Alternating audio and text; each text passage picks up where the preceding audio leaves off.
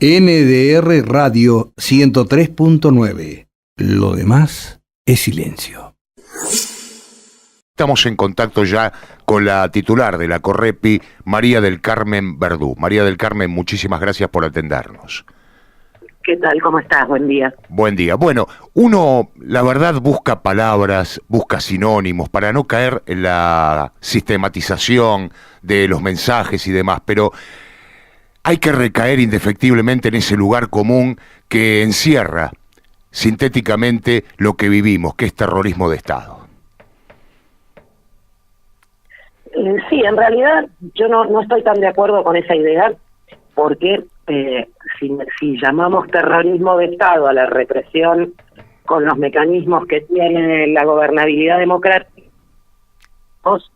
a la política de noche y niebla, de genocidio, de la dictadura. O sea, a veces en el afán por incrementar la adjetivación, terminamos haciendo una especie de tabla rasa donde todo es lo mismo, y claramente no es lo mismo. Lo que estamos viendo es cómo reprime la democracia, llevado a un grado extremo dentro del marco democrático, como es el estado de situación bajo el gobierno de Cambiemos. Pero vos imagínate tener esta conversación en 1978. Ya hubiéramos desaparecido ambos, entonces sí, claramente no es lo mismo, y siempre hay que tener en cuenta esto de los grados. Está bien, María del Carmen. Nosotros lo que sostenemos, lo que Correpi ha venido acumulando como convicción formada al calor de la militancia cotidiana en materia represiva desde hace 30 años, es que la represión, lejos de ser un abuso, un exceso, una característica de gente malísima que se levanta con ganas de hacerle daño a los demás, es una herramienta que está en la mochila de cualquier gobierno que tenga que administrar una sociedad dividida en clases.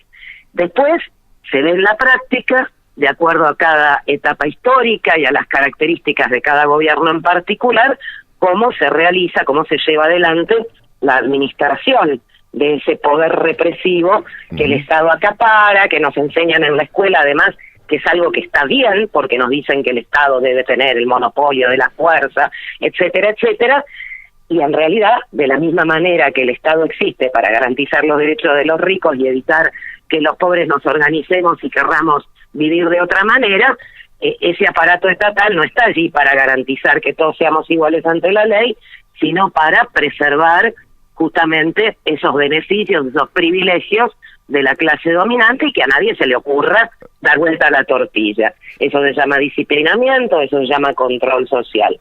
Ahora bien, lo que sí es muy particular y se puede fundamentar en hechos, no en opiniones, en la actual coyuntura en la Argentina, es que bajo la gestión de Cambiemos nos hemos encontrado con un verdadero estado de excepción, suspensión de derechos y garantías, y con un desarrollo de las distintas modalidades que puede asumir la política represiva de un Estado, llevado a su máximo nivel en comparación con todas las gestiones anteriores en cualquier otro momento de nuestra historia, con excepción de los periodos dictatoriales, por supuesto.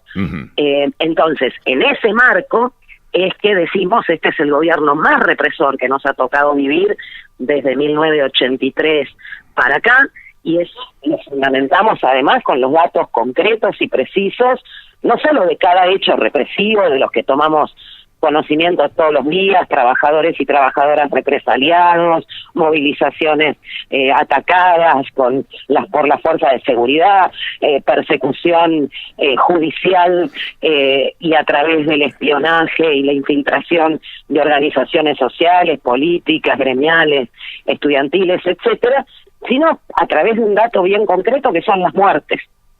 Nosotros venimos llevando la cuenta de cuántas personas mata año a año el aparato represivo estatal. Desde 1996 empezamos a hacer esa recopilación, retrotrayéndonos a diciembre del 83, y el cálculo es bien simple. Cuando terminó el gobierno de Dualde teníamos una muerte cada 30 horas.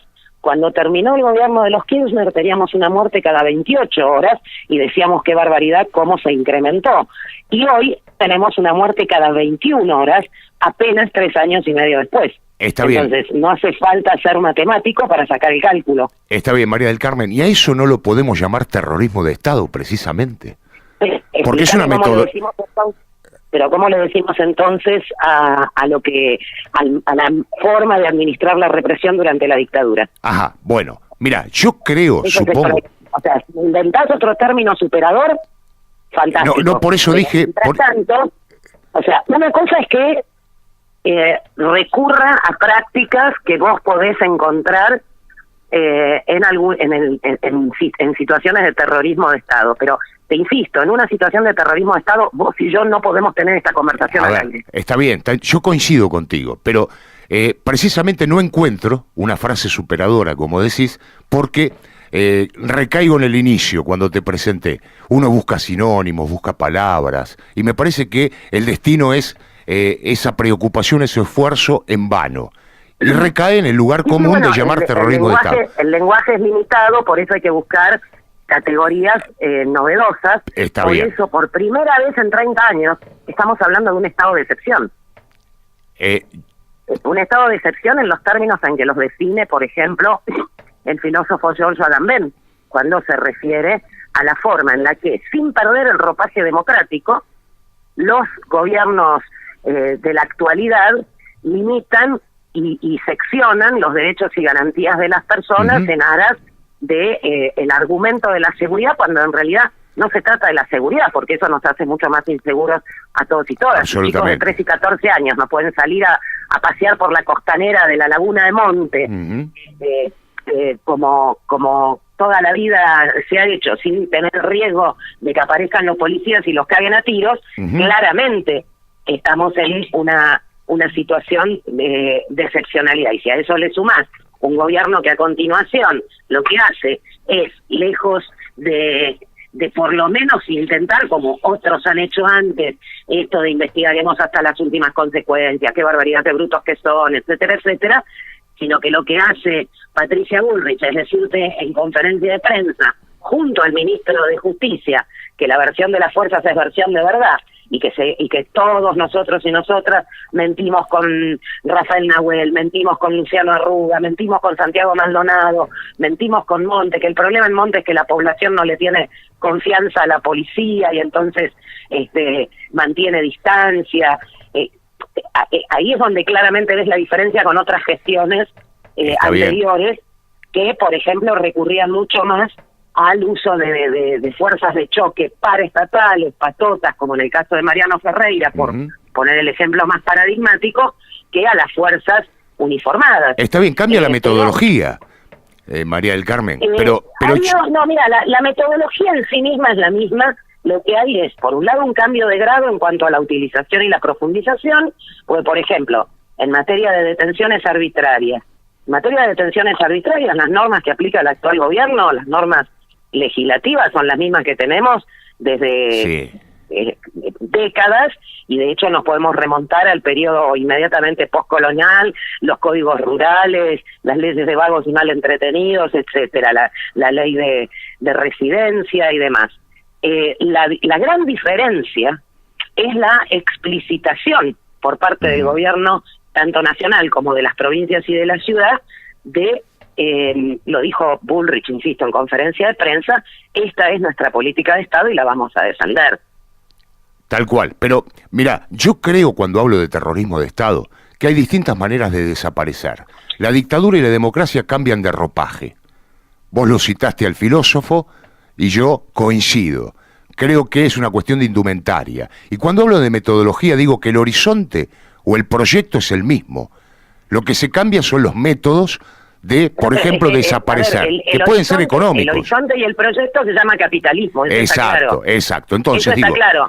Y en cada etapa histórica los dueños del poder van a recurrir a la forma de gobierno que mejor les garantice la defensa de sus intereses. Exactamente. Cuando necesitan la junta militar para sacar el pus a fondo, como decían ellos, aniquilando toda una generación y disciplinando a los que queden vivos, porque como bien dice Pavlovsky en una escena del señor Galíndez, por cada uno que trabajamos bien acá adentro, le dice el torturador viejo al joven, disciplinamos miles afuera. Claro. Ese es el objetivo de la represión, tanto la de carácter selectivo sobre los sectores organizados de la clase trabajadora, como la que parece aplicarse de manera indiscriminada, por supuesto con un altísimo contenido de clase, sobre los sectores no organizados para imponer el control social. Ahora, lo que digo es que si yo digo, por ejemplo, que un gobierno es fascista, cuando en realidad el fascismo tiene determinadas características de la organización corporativa, etcétera, etcétera, que no las veo en la práctica, no es lo mismo que decir que utilizan herramientas fascistoides. O sea, a veces con los adjetivos lo que hay que hacer es tratar de bajar un cambio. Pues, te pongo un ejemplo en otra área. Si cualquier tipo de acto machista tiene el mismo valor de una violación, entonces lo que yo estoy haciendo es bajarle el precio a la violación. Entonces, si yo califico exactamente en los mismos términos un acoso callejero, que sabemos que está mal, lo rechazamos, exigimos otro tipo de comportamiento de varones, etcétera, etcétera. Ahora, si yo le doy el mismo valor y el mismo castigo y califico con el mismo término el acoso verbal a una violación con heridas gravísimas o muerte, lo que estoy haciendo es bajarle el precio al hecho más grave. Comparto Porque absolutamente, sí. Entonces, por eso digo, estamos hablando del gobierno más represor en democracia, estamos hablando de un gobierno que por primera vez en nuestra historia asume públicamente: las fuerzas de seguridad no hacen lo que quieren, sino lo que nosotros les mandamos a hacer. Esto es así con todos los gobiernos, pero estos son los primeros que te lo dicen. Y que además le dan la orden explícita con la resolución 956, con la reforma del Código Penal, y que eso te genera, por un lado, la propia certeza del personal de las fuerzas de que pueden actuar con tranquilidad porque tienen un gobierno que los banca y que les pone el cuerpo y que no les va a pasar como a otros a los que, llegado el momento de la visibilización del caso, les sueltan la mano y los dejan ser condenados. Y por el otro lado generas una cooptación de consenso en esa persona que se levanta para trabajar a las 6 de la mañana, viaja 2 horas como ganado, labura 8, 10, 12 horas en el mejor de los casos, come cualquier porquería, vuelve a su casa absolutamente agotado después de otras 2 horas de viaje. Lo único que quiere es vaciar el bocho, descansar un rato, descomprimir, porque mañana le toca empezar con la misma rutina. Prende la tele y lo que escucha es que la policía mató a un precoz delincuente en Tucumán, y ni se fija si es un pibito de 12 años, si el tiro fue por la nuca. Lo único que dice es qué barbaridad, qué inseguridad que hay. ¿Y cuál es el resultado concreto de esta política? Bueno, lo que sucedió ayer en Morón, donde un jurado popular, es decir, compuesto por 12 vecinos y vecinas, un jurado con paridad de género, un jurado donde había un albañil, amas de casa, una trabajadora del servicio doméstico, es decir, no había un solo empresario, no había un solo miembro de la fuerza de seguridad, porque quienes resultaron sorteados con esas características fueron excluidos naturalmente, que frente a un comisario de la Policía Federal que fusiló por la espalda, después de perseguirlo 17 cuadras a los tiros, a un pibito de 17 años, porque le había manoteado sin violencia sobre las personas ni fuerza en las cosas, porque estaban en la calle, las tazas de su auto, lo condenó por homicidio culposo, es decir, el mismo delito que cometemos vos y yo si tenemos la desgracia de distraernos mientras manejamos, cometer un acto de imprudencia involuntario, es decir, sin intención, y causamos la muerte de una persona. Sí, eso es complejo. El resultado directo de esa alienación. Tal cual. María del Carmen, vos sabés que aquí en el Partido de la Costa, en los últimos días se ha profundizado el accionar policial de abuso con respecto a que están interceptando... ¿Ves lo que es el lenguaje? ¿Ves lo que es el lenguaje? A ver, sí, claro. Si no hubo errores ni excesos, tampoco hay abusos ahora, porque abuso significa el uso excesivo de algo que inicialmente está bien. ¿Abuso para vos inicialmente está bien y es un uso excesivo? No, para mí no. Para mí no, para la etimología. Abuso quiere decir el uso por demás. Sí. El uso excesivo. Exacto. El abuso es un exceso. Sí. Entonces, si yo digo que detener personas arbitrariamente, torturarlas en una comisaría o fusilarlas por la espalda es un abuso, lo que estoy diciendo es se le fue la mano, no me torturen con 220, torturenme con 110. Está bien, coincido. Abuso es una palabra prohibida en el léxico corrépico, hablamos de hechos represivos. Lo que han aumentado son los hechos represivos. Está bien, vamos a cambiar la terminología. Malo, vos podés mejorar algo bueno que funciona mal, pero algo que de por sí tiene un objetivo en contra de los intereses de la clase trabajadora, nunca lo vas a hacer funcionar bien. Está bien, pero más allá de los intereses de la clase trabajadora, hablamos de los intereses del hombre común. Digo, se intercepta... Que es un trabajador en el 90% de los casos. Posiblemente, sí. La verdad que yo conozco también lúmpenes, ¿no? Al servicio de todo esto, de toda esta metodología. Pero a lo que yo voy es a esto.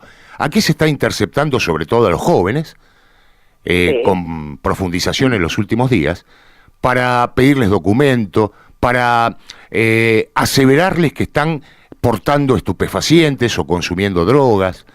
¿Y cuál sería la primera actitud que debe adoptar un joven ante esta posibilidad cierta de que aquí en el Partido de la Costa sucede a diario? Por ejemplo, ¿no demostrar miedo ante esa situación?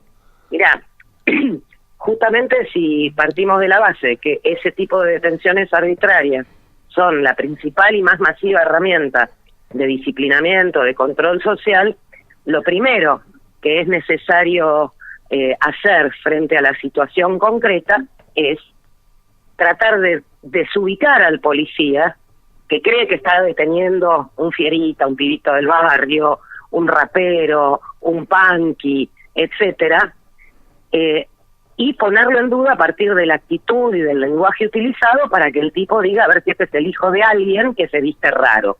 Cambia rotundamente la actitud. Sí. En el manual del pequeño detenido, el clásico que actualizamos permanentemente y cualquiera puede bajar de nuestra página para imprimir, o el pequeño videíto instructivo, damos algunos tips concretos respecto de cómo manejarnos en estas situaciones.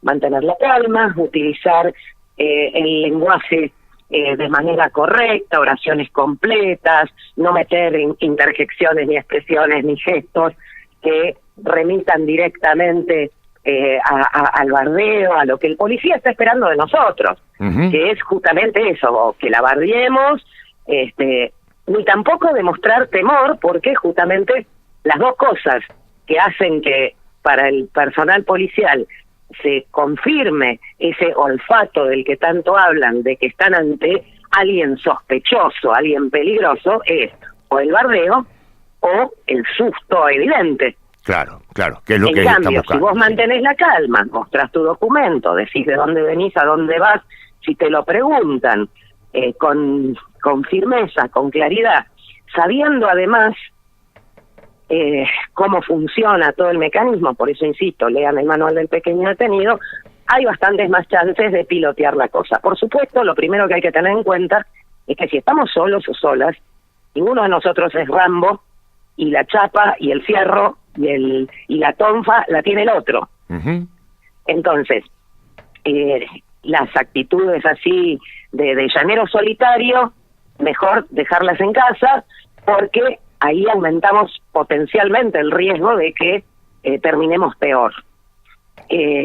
Distinta es la situación en una relación de fuerza favorable, como suele suceder, por ejemplo, cuando estas detenciones se producen en un andén de una estación de ferrocarril de un barrio popular, y son los propios pasajeros los que salen al rescate del pibe, rodean a la cana, y bueno, si se juntaron 100 pasajeros y pasajeras y hay 5 policías, van a arrugar y se van a ir. Claro, pero precisamente, bueno, los procedimientos aquí son absolutamente diferentes, ¿no? Están interceptando a jóvenes que van en soledad o a lo sumo en compañía de otros. Claro, bueno, por eso, insisto, en el manual del pequeño detenido hay una serie de tips respecto de qué preguntar, cómo contestar, desentrañar también el vocabulario de ellos para incluso que generar ese descolocamiento. Una cosa que es muy útil, por ejemplo, es conocer los grados. Cuando se te acerca el policía, en lugar de decirle sí señor, no señor, tartamudeando, le decís cómo no, cabo primero, porque reconoces las jinetas, el tipo dice, este debe ser hijo de un comisario, ¿cómo va a conocer los grados? Claro. María del Carmen, te agradezco muchísimo el contacto. No, por favor, hasta luego. Un abrazo.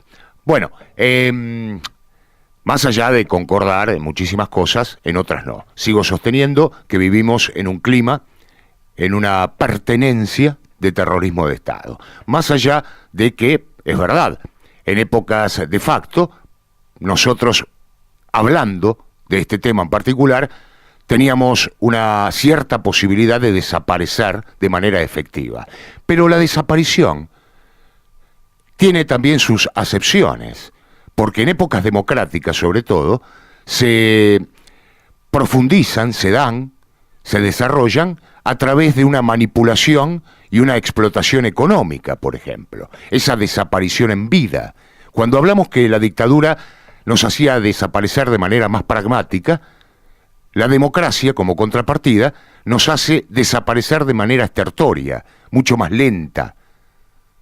No estoy hablando de que uno sea mejor que la otra o viceversa, simplemente estoy hablando de metodologías. Y también dije yo sobre metodologías que tienen los distintos gobiernos para implantar el terrorismo de Estado, que para mí sigue existiendo y que no es propiedad exclusiva de un gobierno dictatorial o de facto, de una dictadura cívico-militar. Precisamente aquí hay una palabra que toma suma importancia.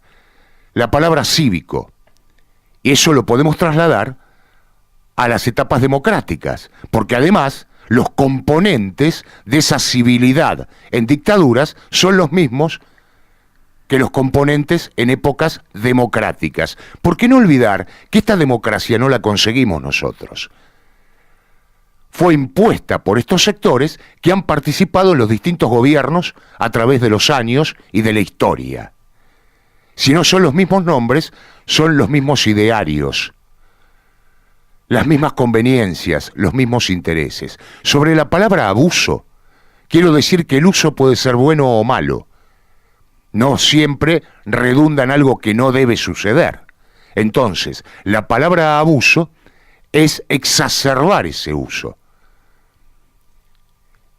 Y lo que hace la policía es exacerbar un uso que no corresponde.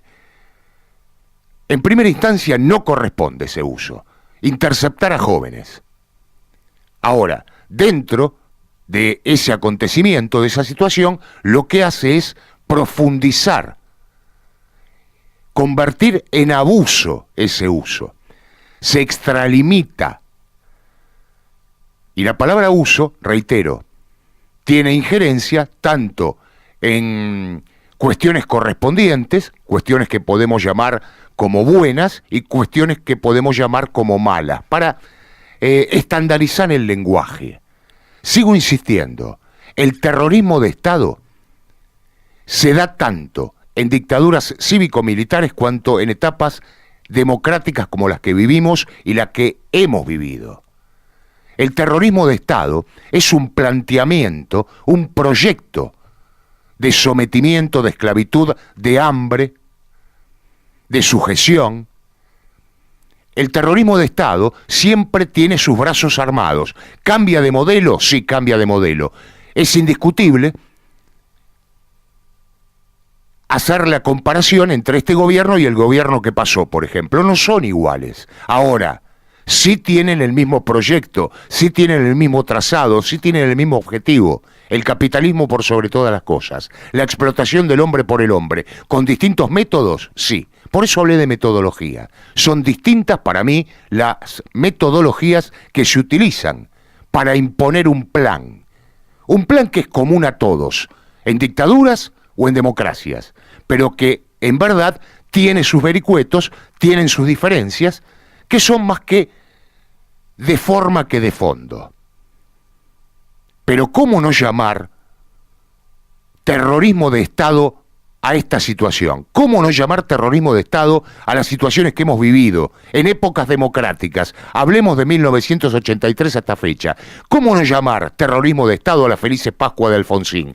¿Cómo no llamar terrorismo de Estado a la implementación de un plan macabro económico por parte de Carlos Saúl Menem? ¿Cómo no llamar terrorismo de Estado a lo que sucedió con el esquizofrénico de Fernando de la Rúa? ¿Cómo no llamar terrorismo de Estado a lo que sucedió con la sucesión interminable de presidentes por media hora?